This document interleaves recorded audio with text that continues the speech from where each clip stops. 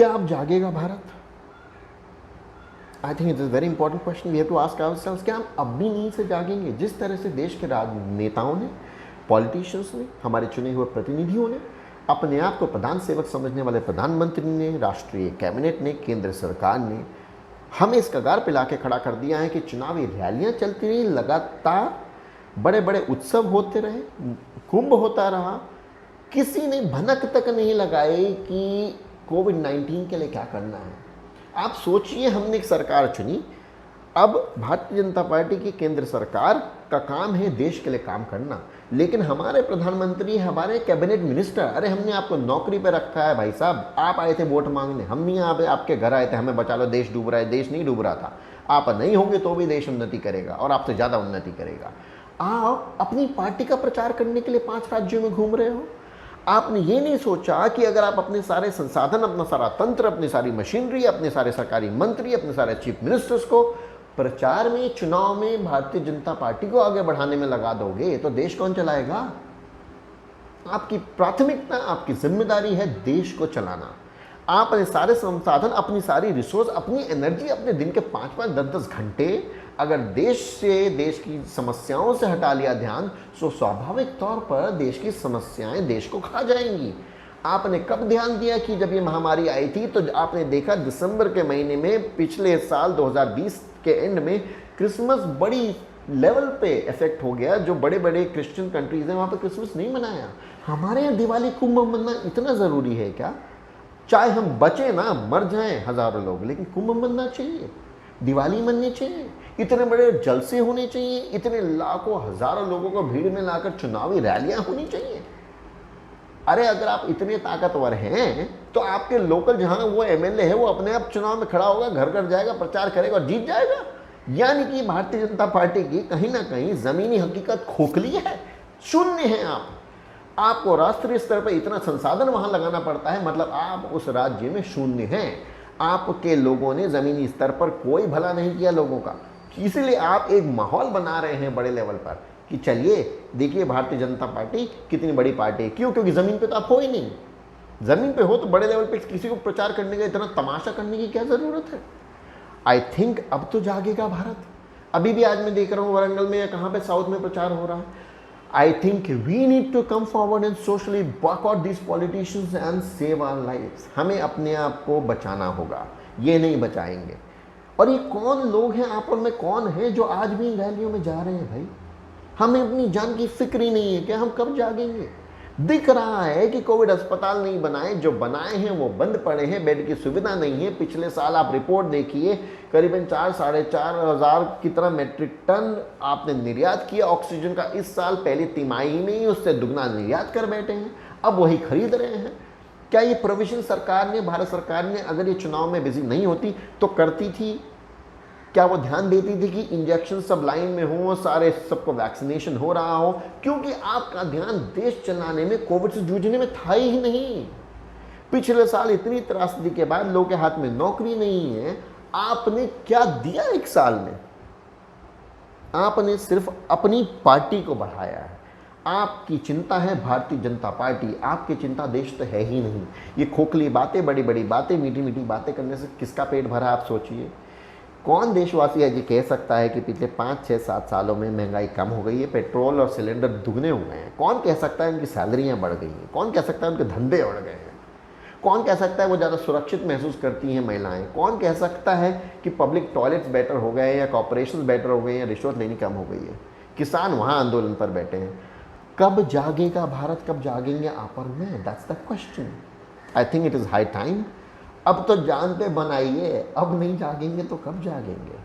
अब हमें जागना होगा, लोकल कॉर्पोरेटर्स का, एमएलएस का, एमपीज का गला पकड़ना होगा, इनसे सवाल पूछने होंगे कि भाई साहब ये सब नाटक तमाशा बंद कीजिए। आज तो कोर्ट तक कह रही है कि इलेक्शन कमीशन भी जिम्मेदार है। ये बड़े बड़े पार्टीज, बड़े बड़े नेता, होम मिनिस्टर से प्रधानमंत्री कहते रहे जी हम क्या करें, ये तो इनके देखने का काम है इलेक्शन कमीशन का। आप इतने गैर जिम्मेदार हो, आपको नहीं पता था? तो फिर ऐसा क्यों कि आप सुबह तो रैली करते हो बंगाल में या फिर तमिलनाडु में, असम में, शाम को आके आप एक बड़ा सा वीडियो स्क्रीन बना के कहते हैं लोगों को सोशल डिस्टेंसिंग रखनी चाहिए? आपको तब नहीं दिख रहा था? अरे कैमरा दिखा रहा है आपके यहाँ इतनी भीड़ है, हजारों लोग आएंगे, सोशल डिस्टेंसिंग कैसे होगी? और वो खुद आते हैं क्या? आप सोच के देखिए, इस देश में कौन रिक्शा वाला, कौन ऑटो वाला, कौन दुकान वाला, कौन मॉल वाला, कौन अध्यापक, कौन आईटी सॉफ्टवेयर इंजीनियर, कौन आदमी अपना ऑफिस छोड़ के, उसके ऑफिस के काम वाला उसे छुट्टी देता है अपने दिन की दिहाड़ी छोड़ के अमित शाह, नरेंद्र मोदी, अरविंद केजरीवाल, राहुल गांधी, सोनिया गांधी किसी का भी भाषण सुनने जाएगा? किसी का भी। क्योंकि इनके भाषण सुनने से किसी को लगाव नहीं है, ना इनसे किसी को प्रेम है। लोगों को प्रेम है तो अपने देश से, ना कि नेताओं से। ये इस गलत फहमी में है। आप शायद सहमत होंगे, एक भीड़ लाई जाती है, इसे इकट्ठा करा जाता है। मुझे नहीं लगता कि दिल्ली में कोई अगर रैली हो रही हो तो ऑटो वाले अपना दिन का पूरा सारा काम धाम छोड़ देंगे। बॉम्बे में कोई अगर आईटी कंपनी में सॉफ्टवेयर इंजीनियर बैठा है तो वो बोलेगा जी साहब, उसको सारी कंपनी इन्फोसिस वगैरह छुट्टी दे देंगी और इन रैलियों में जाएगा वो। या खेत में जो मजदूर काम कर रहा है दिहाड़ी पे, दिन के उसको मुश्किल से 20-50 रुपये मिलते हैं, वो अपनी दिहाड़ी छोड़ के इनकी रैली में सुनने जाएगा। That mean there is some incentive, कुछ तो मिलता होगा। So it is very important हम जागें, उस मिलने से ज़्यादा अपनी जान खो बैठ रहे हैं। और उसके बाद वो सारे लोग जो देश भर में ट्रैवल करते हैं। कल ही मैं एक रिपोर्ट देख रहा था, पुणे के ये एमएलए हैं, पुणे के एक एमएलए, नाम भूल रहा हूँ उनका मैं, सिद्धार्थ शिरोडे, वो प्रचार कर रहे हैं बंगाल में। इसका मतलब आपका अपना कोई बेस ही नहीं है भारतीय जनता पार्टी के। तो एक एग्जांपल दे रहा हूँ मैं आपको।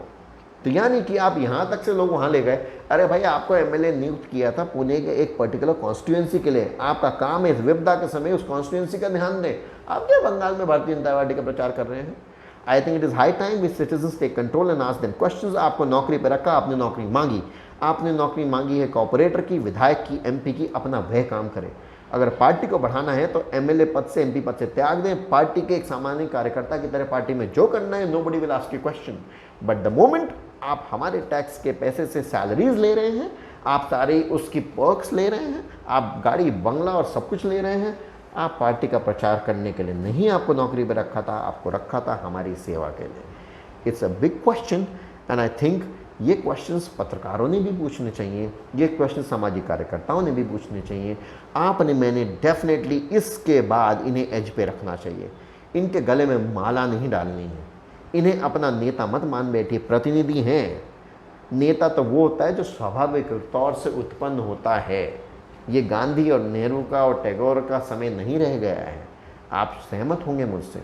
ये तो इतना पैसा खर्च करते हैं बैनर्स पे, पोस्टर्स पे, अपने आप को नेता दिखाने के लिए। कौन से गांधी ने, कौन से नेहरू ने, कौन से पटेल ने अपने आप को बढ़ाने के लिए अपने नाम पे बड़ी बड़ी प्रतिमाएं बनवाई, अपने पोस्टर बनवाए या छपवाए, या अपने हैप्पी बर्थडे के बड़े बड़े बैनर्स बनवाए?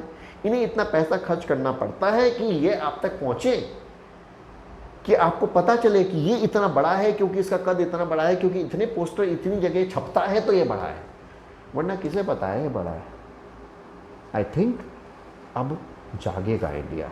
It is high time we ensure we ask them questions and we need to take control of it. और अगले चुनाव में बहुत सोच समझ कर मतदान करेंगे।